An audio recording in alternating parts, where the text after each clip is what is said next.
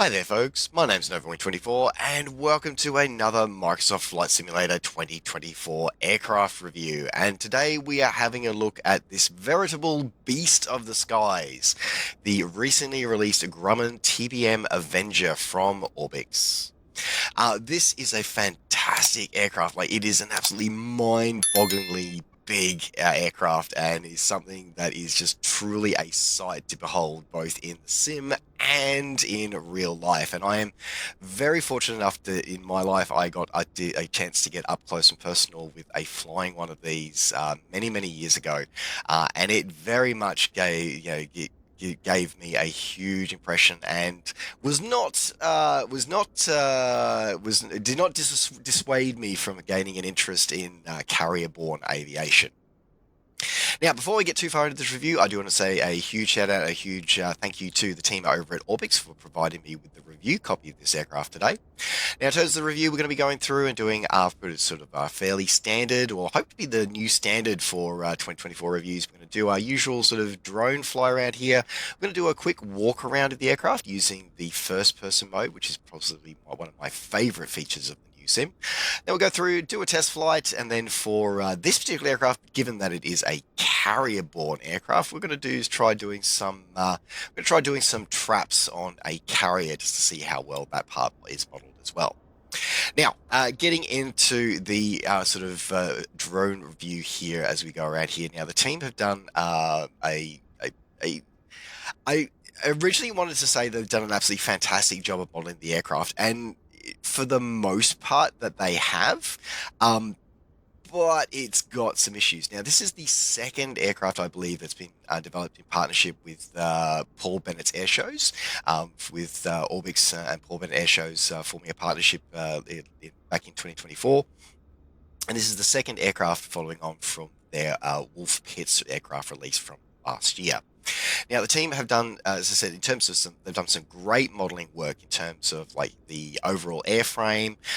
It's particularly given the fact that this is, they had hands-on access to the real aircraft. This one is VH Mike Lima, and doing things like modeling the full wing fold mechanism of this aircraft, because given the fact that it is a carrier-borne aircraft, its wings fold, and it's more simple than just the Hornets fold the wingtips and that's it. The entire wing folds here, so they've actually modeled all the details and all the gubbins that go inside the actual wing folding mechanism for that.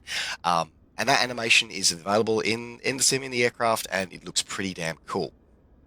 Unfortunately, however, their modeling does have some side effects.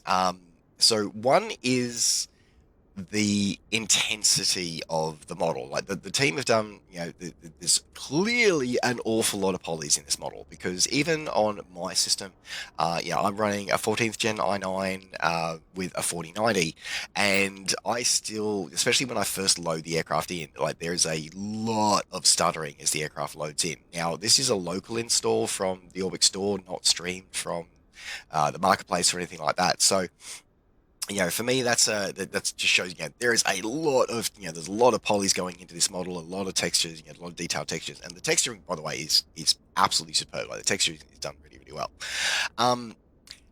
But unfortunately, it does call into question, how optimized is this? Is that, if I'm seeing these issues on a system that's as fairly beefy as mine is, what's the average user going to have? But the level of detail, like on the engine, right down to the amount of rust and stuff like that, all the cylinder heads going through here, like that is absolutely incredible. Unfortunately, though, there are also some, I don't want to say rookie mistakes, but also some pretty glaring errors, like here on the Bombay folding mechanism, because the Bombay is fully animated, by the way, and we'll show that off later in the video, and you probably just saw some of the stutters just then as I was moving in. Why do I have part of the internal fold mechanism clipping through the outside of model? Like, that's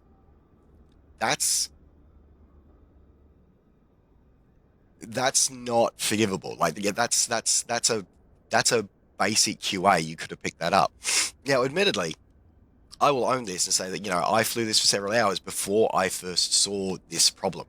So I can see why it would be missed, but at the same time, it's also it's green, and the rest of the paint is blue. Like, it's got to be something that you got to ask, you got to see a problem with. So that just lets it down on something that should have been picked up far earlier than production cycle. And given the fact that, this review is very late, by the way, like, I've had this for a few weeks, and I haven't had a chance to, because you probably hear I'm not feeling well. I haven't had a chance to actually get the review done. But we're still several weeks after release, and it's, one, it was released, two, several weeks after release, and we still have these faults. So that sort of goes into the question of, like, okay, like, they did so well in some areas, and then other areas are just like, what's going on here?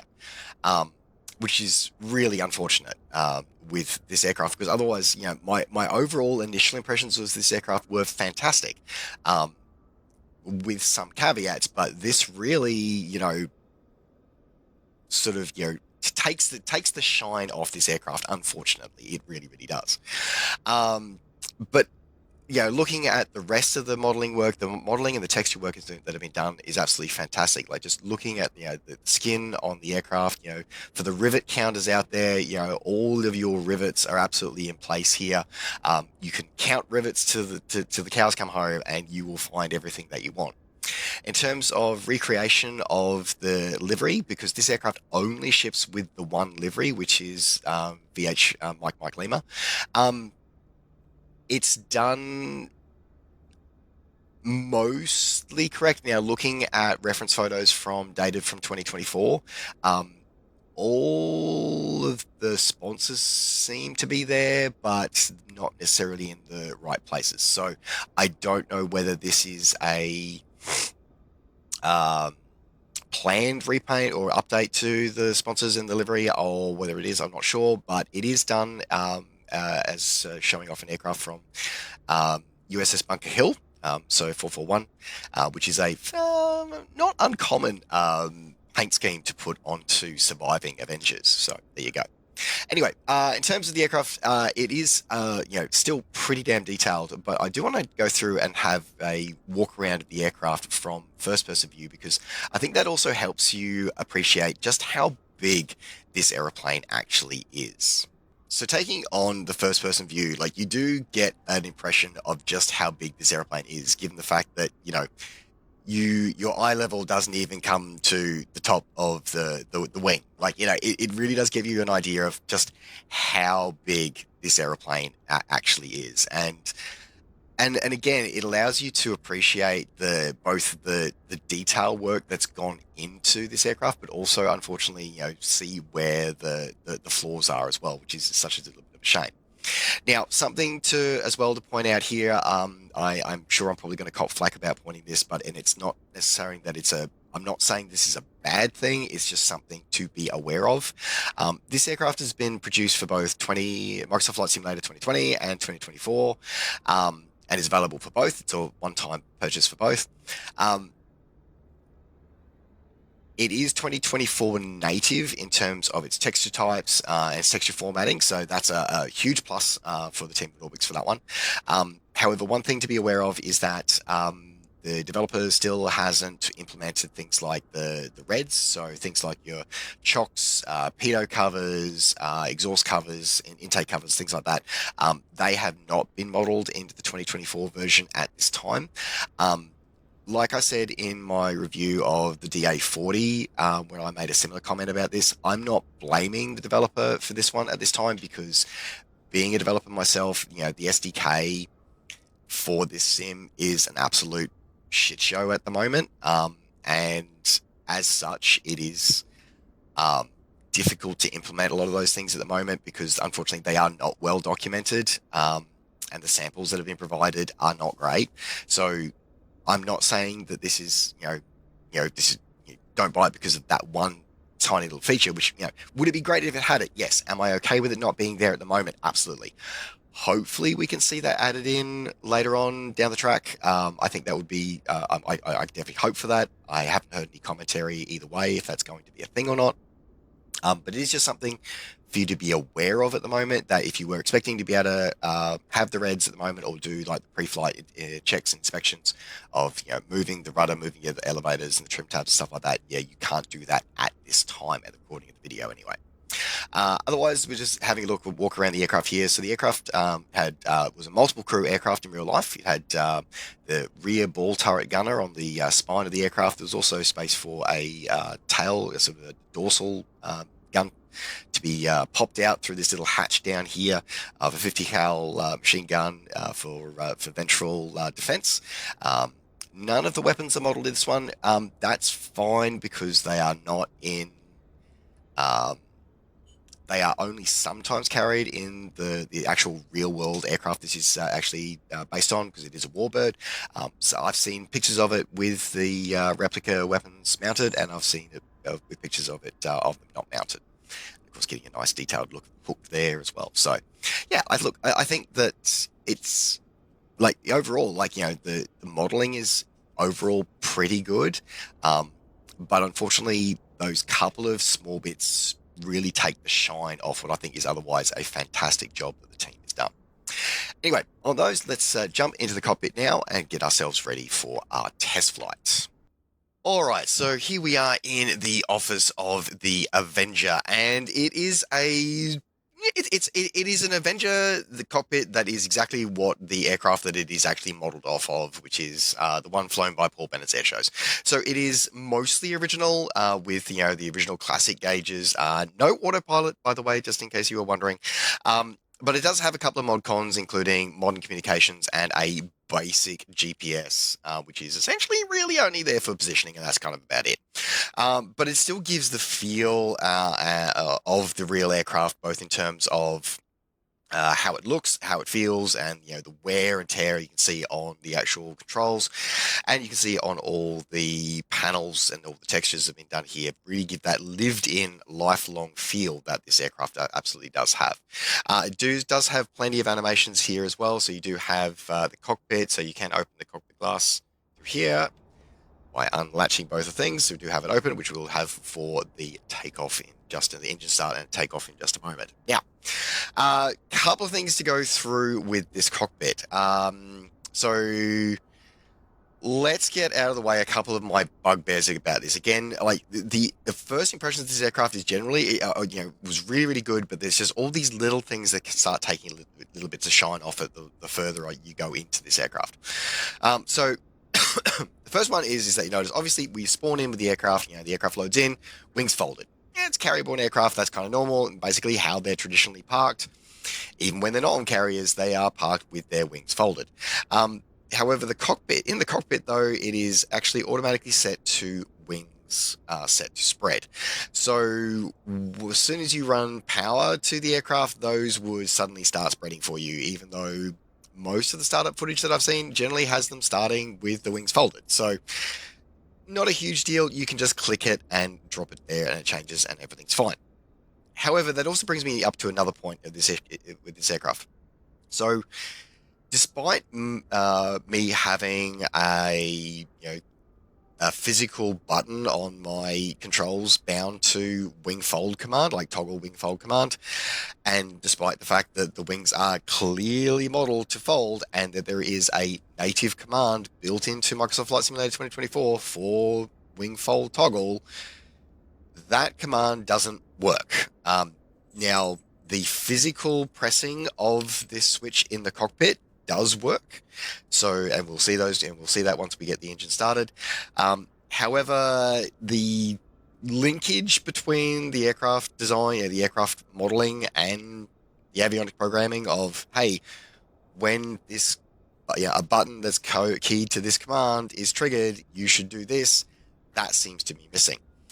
Not only is it missing from the wings fold, it's also missing from the tail hook as well. So you have a tail hook toggle, but if I switch my tail hook, then nothing happens.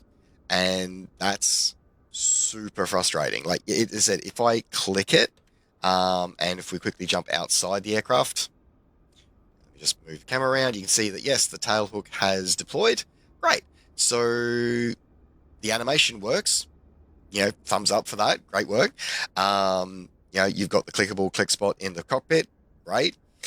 There's even a line in the aircraft.cfg file that says, there's a tail hook here. This is how long the tail hook is. So theoretically, carrier ops should be capable of this aircraft with the rest of wires.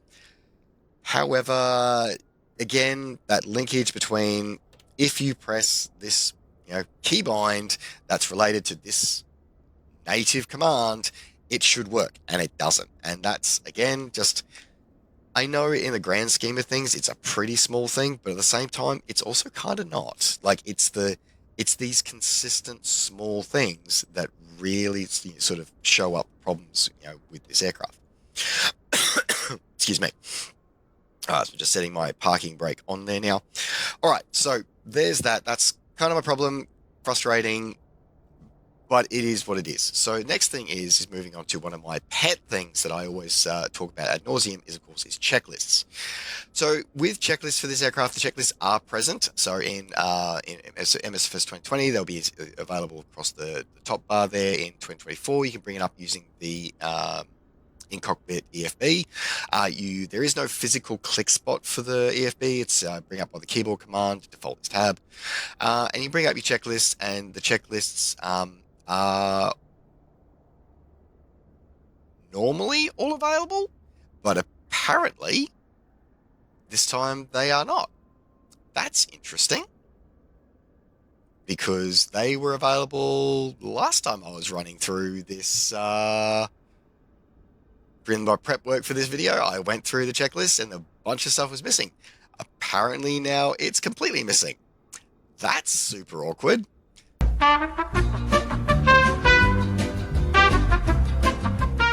Well, that was a new and interesting bug to discover.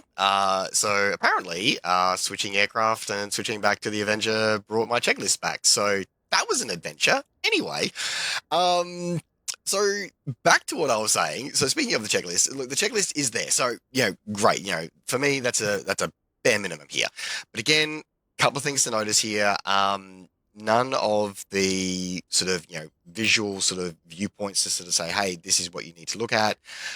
None of those actually work. Now, coupling this with the manual is a problem for new aviators who may not be used to flying Warbirds, or may not know, might not be familiar with startup procedures of some aircraft, because these aircraft, there are certain steps in this checklist which are not able to be replicated, at least not to my knowledge, and the documentation that comes with the manual, which of course is not going to be available to our Xbox family, the manual basically is not really a manual. It is it is a manual, but it reads like a checklist that the development team used as a sign-off to say, these are the tests we did. We developed this aircraft against these real-world known specifications. This is what the real aircraft does.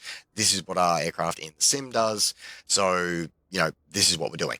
And this is, the results. So, which is great, but it is very sparse on details on things like handling characteristics, performance characteristics, general flying tips, locations of where everything is in the aircraft. Because while everything that you need to start the aircraft is here, things are not necessarily labeled the way you might expect them to be. So, for example, there's nothing in there that says, hey, you have to click both sides of the cockpit to be able to pull the canopy hood back. And one of the key ones is we'll go through the starting checklist here, is that during the starting procedure, it talks about using the prime the engine for up to 3 strokes. There is no engine primer that I can find. Now, if there is one and I've missed it, I'm happy to be proven wrong here, but I can't find it. The other thing that I did find, however, is that, it says manual fuel pump, check fuel pressure and operate the manual pump until the red fuel pump chevron chauffeur signal turns off. Okay, 1, where's the red signal? Because I don't see that during the startup sequence. And 2, where's the manual fuel pump? I can't find it. What I did find, however, is the emergency fuel pump over here, which is the tooltip auxiliary fuel pump. That essentially, if you don't have that on, then you are not getting an engine start with this aircraft. So again, it's this aircraft, there's all these, little things which are just sort of like, what's going on here? There just seems to be a little less, things needed to have been, paid a bit more attention to, or should have been caught earlier. And it really, I feel it's detracting from what should be a fantastic aircraft. All right, now speaking of, let's go through and let's start up our start sequence. You can also see here from when I've reloaded now, what I was talking before earlier on the outside with the amount of polys, that you do get this sort of stuttering here from time to time of the way that, you sort of get this, bit of drag as the view's panning around. And as I said, I don't have a low-end system, and I'm suffering from this. And this is my sim is running fairly clean. I've got very few add-ons in here at the moment. So whether that's just a me system issue, I don't know, but it's something to be aware of with how much this may affect the performance of your sim. All right, now let's get ourselves underway here. Let's just do our before start engine checklist. All right, parking brake is set. Check. Okay, fuel quantity indicators check. Good on our fuel tanks. Check all those. Fuel selector. Now, again, fuel selector, it says select 20-gallon reserve. We don't actually have a reserve actually selected anywhere. So I'm going to select the center tank for that one instead. Flaps is in the up position. Incidentally, with the flaps, so if you have keys bound to your flap control, they will work. However, the real aircraft, it was done with, like pressing and, dragging this handle and pumping this handle. Now, if you choose to start doing that, it will, for me at least, it meant that my buttons and my actual bound buttons no longer worked until I started a new flight. So just for your awareness, if you start using this, you have to continue using that until your next flight. Okay, so flaps are in up position. Landing gear is down. Check. Carburetor heat is cold, set cold and in. Check. Right. Alternator generator is on. Check. Battery master is set to off. Check. Okay, all remaining electricals are off. That's a non-functional switch. And attitude indicator is uncaged. Check. And I've checked my altimeters. Should be at 10, 11. A little too far. There we go. 10, 11. All right. Attitude actor unchecked. All right. Starting procedure. All right. So this goes through the starting procedure. As I said, I gave you the walkthrough of it first, so I'm not going to go through and tick it as we go, because I'm going to do this one off memory, and hopefully we get this all right. Okay, so I'm going to have control stick is set to back, prop area is clear, prop RPM, throttle is open, 1/4 of an inch, check, prop RPM lever is minimum RPMs, which, by the way, the RPM lever is actually there on the center dash rather than on your throttle quadrant, just so for your awareness. The other one over there is a supercharger. All right. Mixture is set to full rich. Check. Battery master set to on. Okay. Alternator is already on for our pre-flight. Magneto is set to both. Check. Prime as required we don't have, but I'm going to put my fuel pump on. Here's the fuel pump engaging, and turn on the energizer. And there's the engine starting, and it will sort of low down there until you get the RPMs up.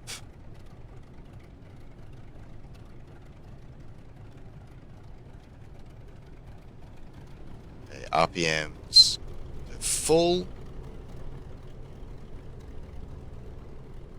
Get the up, and then bring our RPMs of our manifold pressure down a bit lower. As for our run up idling, at about 6, just under 1,000 RPM. So above 600, us under 1,000 RPM with full propeller RPM forward. All right, so there we go. And the beautiful sound set. Like I said, when they've done things well, they've done things really well. Like in terms of the sound set is recorded from the actual aircraft, so it absolutely does sound like the engine does in real life. So the team have done what the team has done well, they've done fantastically well. But it's just, as I said, keeps getting let down by these small things that just really sort of struggle with it. All right, we're going to bring up our throttle for during our warm-up here. So we're looking between 1200 and 1400 RPM.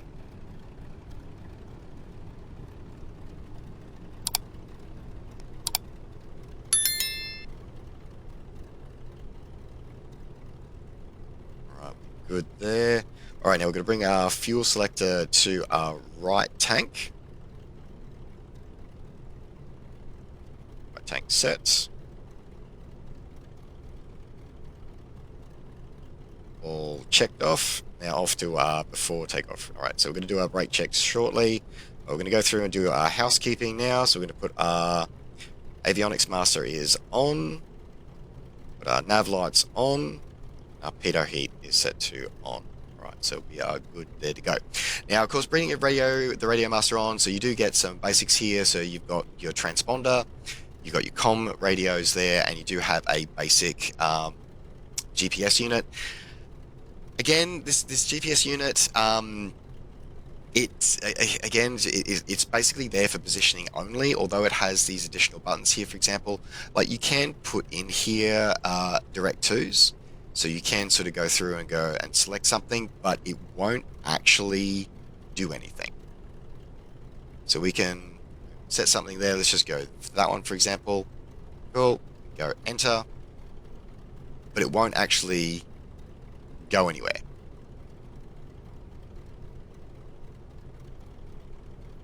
And you get stuck in here to actually do anything. So nothing will actually allow you to go anywhere once you're in here. So I'm not sure what they've done in terms of the programming of it, because this is the stock standard GPS unit. So it should just be able to go, I should have just been able to go enter, cool, and gone down and click activate, but I can't. So there's a lot of things in this which just feel rushed, is probably the best way to put it. It just feels rushed, which is such a shame, because overall it is fantastic. Like you said, the modeling is great, but it's just these little things keep letting this down. All right, I'm just going to go through and open up my cowl flaps and my all-coil flaps while we're down here on the ground. All right, time for us to start taxiing for our departure. All right, so we do our pre-flight checklist here. So we'll do our brakes checks once we stretch our wings. So we'll do those in just a moment. And we'll check our elevator trim. Now, the elevator trim is a little bit of a challenging one to look at because of the fact that everything is down here kind of idea. So you do sort of have to go through and see it here. It's not clear what your takeoff setting is supposed to be. So you do have to sort of be in mind of that, but that is essentially, this goes it all the way to full nose down and rotate it back through to full, go back towards neutral. So this is something that you will have to learn as going through with the aircraft here. Just going through, and this is going through to full nose up. Get through to the end there, which we do not want to be in full nose up. Essentially, in the yellow band in the white band is where you want to sort of live most of the time. So we're going to push this back into the white band. We'll centerize the white band.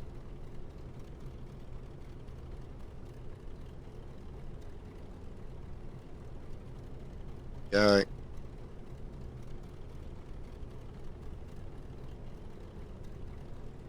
Just make out the marks there. So that's where we're going to be doing, setting up our nose trim. Right, and I know we're going to be needing to have our... So I know this aircraft has a bit of a pull on takeoff. So we'll be setting a bit of down, takeoff there as well. All right. Oh, wrong button there. A little bit of right rudder it knows right for the takeoff roll there. Just because I know that from talking about there. It doesn't talk about it in the checklist, but it is something that I am very well aware of from a few test flights here. All right, what we're going to do is we're going to release our parking brakes. Brake check complete. Now we're going to taxi out a little bit away from the hangars here. And then we're going to do our controls check, and we're going to stretch our wings, quite literally in this case. Now it does have a lockable, sort of steerable tail wheel, so that is something to be aware of with this aircraft. Check, make sure our wind direction hasn't changed, so we will need to be going down there. This will be our taxi up here, our departure runway. Take a moment to pause here as we stretch our wings. So put our parking brake on for a moment. As I said, like, unfortunately, I can't use a button press, but you can just simply click the button in the cockpit, the wing fold, and then your wings start folding, which is always great to see. And it is great to see the animation is done exactly like it looks like in real life. So, yeah, as I said, like, the team do great work in terms of that. Detail we saw during the walk around earlier, looking around the aircraft, it captures all that detail inside the gubbins of the aircraft whilst doing that one. We're going to make sure that we remember to lock the wings in place. All right, let's go through and do our checks of our flight control surfaces. So free and correct. Go back. Okay. Rudder is checked. Okay, awesome. All right. Parking brake release. Go into taxi up onto the runway. The challenge is, of course, with any kind of nose aircraft like this, is seeing where you're taxiing. And, of course, it's a bit of a challenging one, this one, because it is a fairly small taxiway, this one. And I think the AI traffic, is he going to stop for me? Ah, he is. Thank you very much, sir.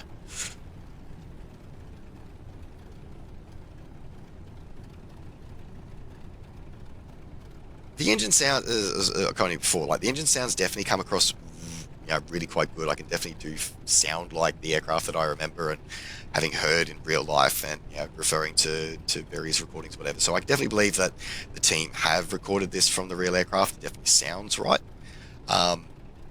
The engine start sort of the slow turning and then the firing of it definitely seems to be spot on for me. So I can't fault a lot of that sort of stuff, but yeah, it's just all the little things that is always just like, what got missed? What got missed in these things? All right, just do our hold short here from the runway. Right, we'll stick our landing lights on. There we go. Oh, that's new. The landing light apparently does not turn on. That's awkward. Maybe they need to fix that at some point. Now, flaps are not required for takeoff for this one. Randomly in the checklist, it says 80 miles an hour takeoff speed, which is about 65 knots or so, which tracks, and it's a flapless takeoff as well, so you have plenty of time. Because this aircraft is, she very much wants to fly. I mean, it's a whopping great big aircraft, as we saw during our walk around, and it is an aircraft that I also find rather amusing in terms of the description that the marketing team for Orbx decided to put on the product page for this, describing it as being capable of aerobatic feats and aerobatic maneuvers, and being able to fly on a knife edge. If you try and fly on a knife edge in this thing, you will fall out of the sky. This thing is a whale. It was designed to carry a lot of very heavy ordnance a long way and put it on target. It is not a fighter. It is not an aerobatic aircraft. So, look, I understand that, that's probably to do with the fact that it's a Paul Bennett Airshow aircraft. That was probably part of the brief that the team did when they were sort of preparing for it and whatever, and that's fine. But maybe the team should probably take a bit of a moment to be like, hey, is this aircraft actually aerobatic? Because it's not. and they probably should have checked a few of those things before publishing the product page. But yeah, on takeoff there, as I said, like she does have a tendency to pitch to the left if you don't do a bit of rudder and aileron trim there, which is what I've done here. And of course, but once you get into the air, she's very stable in her flight profile, so you do want to get re-trimming those as soon as you can. Just going to bring back those manifold pressures there, trimming it out. She very much likes to fly. As I said, she may not be the most aerobatically inclined or maneuverable aircraft, which is fine. Again, not what she was designed for. But she does want to fly. She very much wants to fly as an aeroplane. And that is something that you can very much appreciate about this aircraft. All right, so she's running a bit hot there. So we're going to pull back our manifold pressure there. So, even running there at sort of 35 inches of manifold pressure, we've still got a reasonable, 80, nearly 90 knots, and still climbing at 1,000 feet per minute. So this aircraft has plenty of performance in it. She really does. And that is a great testament and homage to the reality of what this aircraft is and was. And from what I know, both reviewing the documentation that was in the so-called manual as well as data online, the flight characteristics of this aircraft are very much appear to be on par with what I expect and what I would anticipate from the actual aircraft. So I think that in terms of flight dynamics and flight modeling, they've modeled the slightly wallowy tendencies of this aircraft really well. She does have the right performance. She's got pull on takeoff without the right sort of countermeasures in place. But once you trim her out, she flies very quite stably. So, I'm just trimming her out at the moment here. She can sometimes be a bit of an over trim, so you do have to sort of correct a few times. But she is quite happy just to simply plod along at her own pace, which is, again, what she's designed to do and what she was known for. She was known to be a very stable and reliable weapons platform in her time in the military. Also a surveillance platform. She would go on to serve in airborne early warning, radar role, search and rescue roles, anti-submarine warfare, all sorts of things. And then later in life, after leaving military service, she would go on to be a firebomber in Canada and in North America. So this aircraft is, all about performing, taking very large amounts of very heavy things and putting them in a very specific place at a very specific time in a very specific way. And flight profile wise, I really think that the team have captured this aircraft really well. So we're just going to go out to sea here a little bit. We're going to head off and try our luck with doing some carrier landings. With some caveats, which we'll talk about once we get in there. But let's spend a moment here and let's have a look and see what she's like outside the aircraft now that she's in the sky. So in the air, she very much looks her part. Like, she is a big, beautiful aeroplane. It's a Grumman aircraft through and through. Like, it's a lot of heavy metal designed to operate off a carrier, and it's absolutely fantastic. One random weird quirk that I've noticed is that and it's not just unique to this aircraft, is that Microsoft Flight Simulator 2024 aircraft, it's hit and miss whether you can actually see the pilot models when you're in the external views, whether you're in drone cam or in another type of external view. It's hit and miss whether or not you see the pilot figures, which is kind of odd. Can't really explain it. Not really sure what's going on with that, but I'm not going to put that one at Orbx's door. I think that is a simism. I think that one, which hopefully Azobo will get on and fix at some point. But yeah, she looks great in the sky. Like, she's big and ugly on the ground, and she's big and beautiful when it comes to the sky. Probably one thing I should probably show is that, yes, as I said before, like I was saying earlier, that the bomb bay does open. Let's quickly set that control going. So you do have the bomb bay torpedo bay does fully open and is fully detailed inside. No weapons inside, however, but you do have all the detail there. So I not that I'm expecting weapons at all, because this is a Warbird and it's not a full sort of recreation of the aircraft as she served during the Second World War. But at the same time, at least it is fully opening, and so you can do the exact airshow maneuvers that you see with this aircraft. And again, I just want to just touch base on that as well. Is that this aircraft she's an airshow performer. She is not an aerobatic aeroplane. I really want to stress that. Fastest way if you want to end your flight in this sim is if you overstress the airframe by trying to do things like snap rolls and stuff like that. This aircraft will not respond well to that. She really, really won't. All right.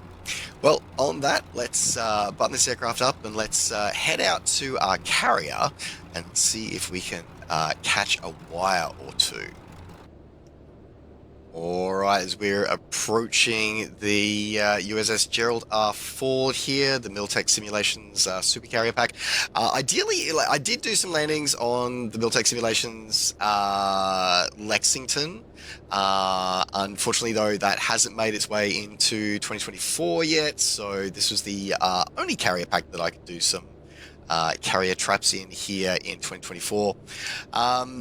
So that brings me to a couple of points to talk about with this aircraft as we come into with carrier ops specifically. Now, I'm going to preface this by saying this is very possibly just my poor flying here. I'm not going to say that this is. I'm not going to blame the developer here completely. But one thing I noticed is that I had to do the enable modern arresters, which is basically kind of like a cheat code for carrier landings in the sim, where then it becomes more about actually sort of just putting your wheels on the deck rather than necessarily actually having to catch the wire. Now, I'm going to say, like I said, I'm not going to say that it's not possible to catch the wire that's modeled in the supercarrier here normally, because the config item is in the aircraft CFG file. That it does have the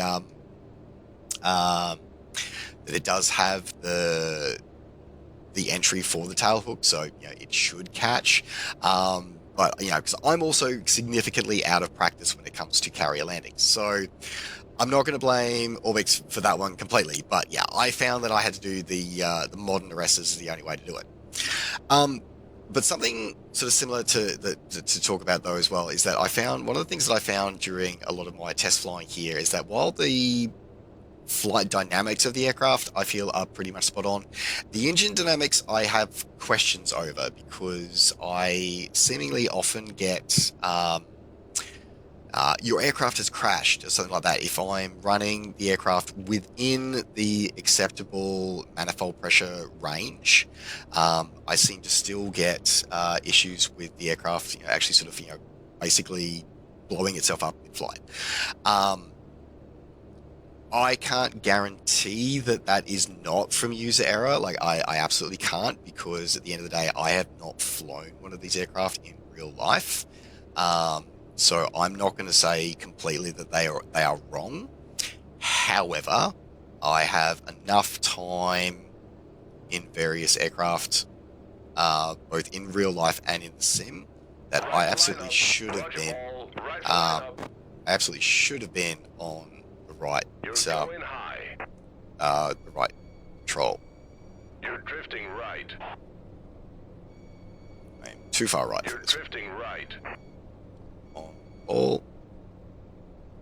You're going low. Wave off. Okay. This is also a bit of a trouble because I've realized that the weather that I'm doing this in right now has me at a tailwind, so this is a bit of a challenge. So we're going to reset that for another approach. Maybe I should reset the weather for that. Alright, so after a weather change...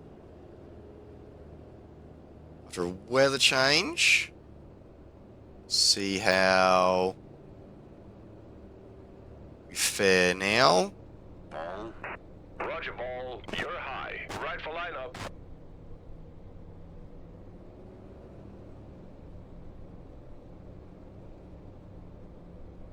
You're drifting right.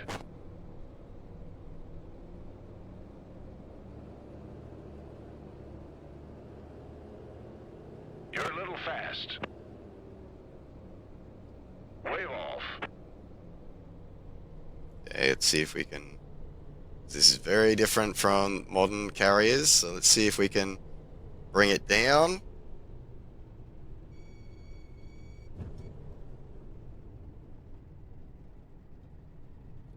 Well, I don't think I trapped a wire. I can actually... Yep, did not trap a wire, but we still managed to get on the deck. So as I said, like the carry-ups, I promise I have managed to trap a wire with this using the modern arresters. I'll put a screenshot in here. I hope at least I got that in the my early filming days. So it is possible. That is for sure. But let's now park up the aircraft. We'll park up the aircraft and we'll give our final thoughts about how this, what the Avenger is like for Microsoft Flight Simulator 2020 and 2024. So, final thoughts on the Avenger from Orbx for Microsoft Flight Simulator 2020 and 2024. Oh, this is really, really tough. So, I really, really wanted to absolutely love this aeroplane because I think the real-life aeroplane is a fantastic beast of an aeroplane. I think that I love seeing developers pay homage to classic aircraft like this, and particularly more unusual, more ugly kind of airplanes like this. And seeing them brought to life is fantastic. Seeing, supporting groups like Paul Bennett's air shows and what they do to keep the dream of aviation alive, as well as the history of the aircraft that they fly, is absolutely fantastic. And so, those kind of partnerships are really, really important and great to see. For that, I'm sort of willing to sort of like overlook the fact that there's only one livery in here. I think that it would have been nice to have a few additional ones in there, but I'll take that. That's fine. And this aircraft initially looked great, but the closer you look at it, this aircraft starts to really fall apart under some scrutiny. I am happy to own that possibly some of this is user error. I am happy to own that. However, there is so much that I have problems with that I cannot believe that it's all user error. From the manual not having required information, even formatted like a normal manual, from things like poor modeling of the bomb bay with parts showing through the outside of the aircraft, avionics not being fully functional. Again, if avionics aren't fully functional and there's a reason for it, put it in the manual. That's fine. Then I would have been like, okay, no worries. At least I'm told. And as I said, just having serious issues with the way the aircraft is promoted on the website. Again, those of us who know the aeroplane are going to look at that and go, "What the hell?" But if you don't know much about the Avenger and you're wanting to learn about the brutish beauty that is the Grumman Avenger, you're not going to know that.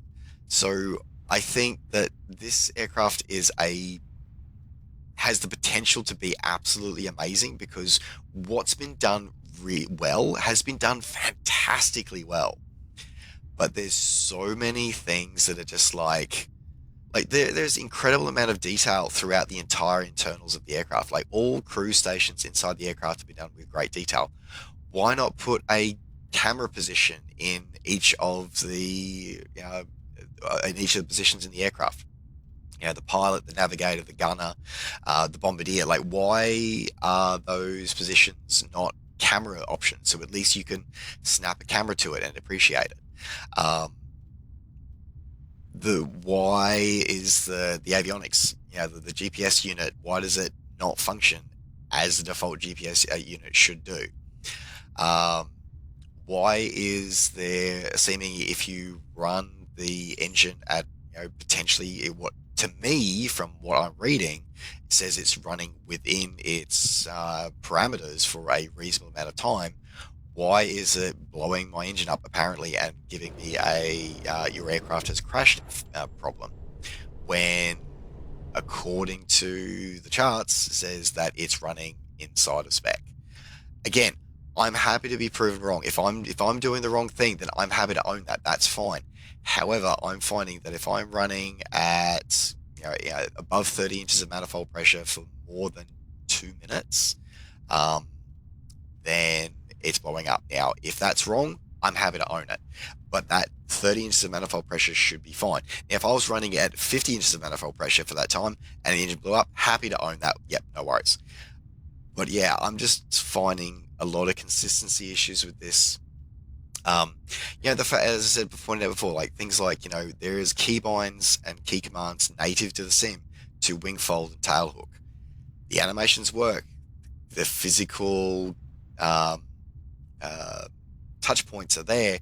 Why are they not key bound? And it seems that there's just so many little things that were missed, and that unfortunately takes the shine off what would be a fantastic, or what should be an absolutely fantastic effort and fantastic work. Because overall, as I said, overall my initial impressions was, this is fantastic, this is great.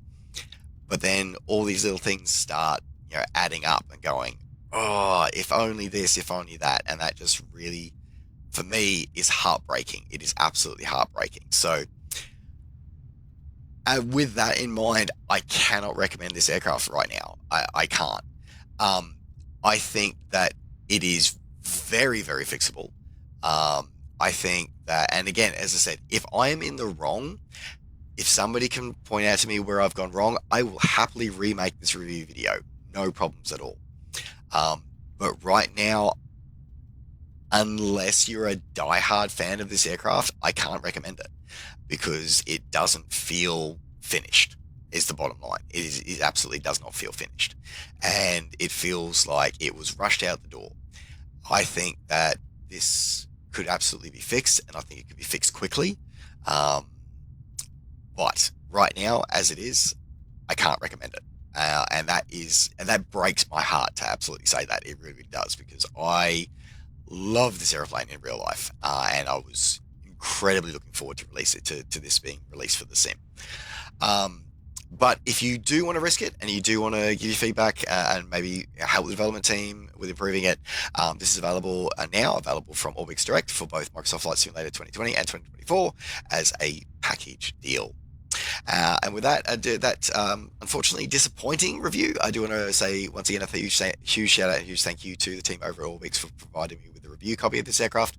And if you do want to pick it up, you can pick it up now from Orbx Direct. And with that, folks, that does now round out its review video. Thank you very much for watching. Don't forget, as always, to like the video and subscribe to the channel if you enjoyed these videos and want to see more. And of course, as always, you can catch up with me and all the things I'm up to between videos by following me on Facebook and on Twitter and on Twitch. Just search on Overwing24. All right, folks, thanks very much for watching. Take care, safe skies to all, and we'll see you next time. Bye for now.